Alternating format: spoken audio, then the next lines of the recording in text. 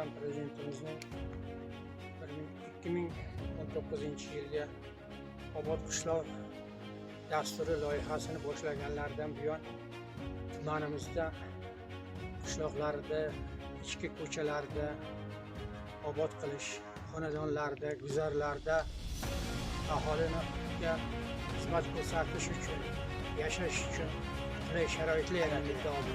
Jumladan bugungi kunda qishloq bilan shaharni farqini, o'rtadagi tafovutni tugatish bo'yicha olib borilayotgan prezidentimiz tomonidan islohotlar o'zini amalda isbotini topayotganligini dalil etdi.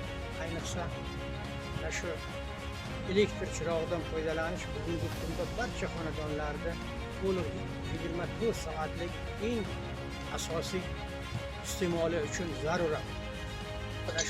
Elektr tarmoqlari korxonasining dasturi asosida mo'ljallangan istiqbolli rejalari asosida Balandchaqir mahallasidagi 10 kilometrli elektr tarmoq simlari almashtirish, kabelga almashtirish bilan birgalikda Olmazor mahallasida 50 nafar xo'jalik xonadon yashardi. Shu yerda bir muncha elektr quvvati kam edi. O'quvchilar dars tayyorlashga va ommaviy axborot vositalaridan teleradiodan foydalanishga muammo tug'iladi.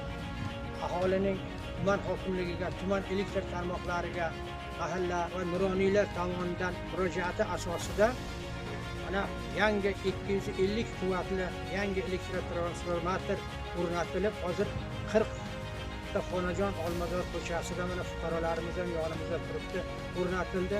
Xonadonlari charog'on, hammalari minnatdor bo'ladi.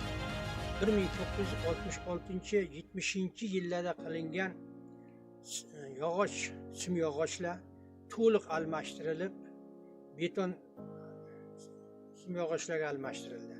Shuningdek, hozirgi kunda to'liq yana elektr simlari ham to'liq yopiq holatdagi kabellar bilan tam qilinyaptiki, bu shamol paytida qishloqda daraxt egishi mumkin, biror joyda shamolning natijasida tog'li hudud bo'lganimiz uchun silkinish mumkin, qisqa tutashuvlar bo'lishi mumkin.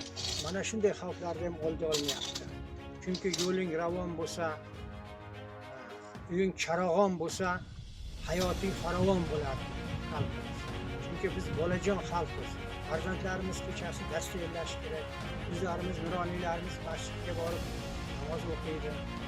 Bunga yo'laklarimiz bor, bunda yoshlarimiz, nuroniy oqsoqollarimiz, onaxonlarimiz sport bilan shug'ullanish uchun 5000 qadam dasturiga asosan piyoda yo'laklarda yurib shug'ullanish uchun mana shu yorug'lik, bunga yorug'lik lampalarini o'rnatilish ham ayni muddao bo'ldi. Buni hammasini zamirida prezidentimizning islohotlarini natijasi deb bilamiz. Bizda birgina Balandchaqir mahalla fuqarolar yig'inida emas, tumanimiz bo'yicha ham xuddi shunday. Tuman hokimining har bir idoraviy yig'ilishlarida inson qadri uchun, turmush sharoitini yaxshilash uchun, aholining sog'ligi, tibbiyotga e'tibor, ta'limga e'tibor, maktabgacha ta'lim e'tibor va shuning bilan birgalikda isitish tizimlarini ham bugungi kunda nihoyatda kuzgi qishki mavsumga tayyorlash bo'yicha bajarilayotgan ishlarning nazorati ishchi guruhlar tuzilib amalga oshirilmoqda.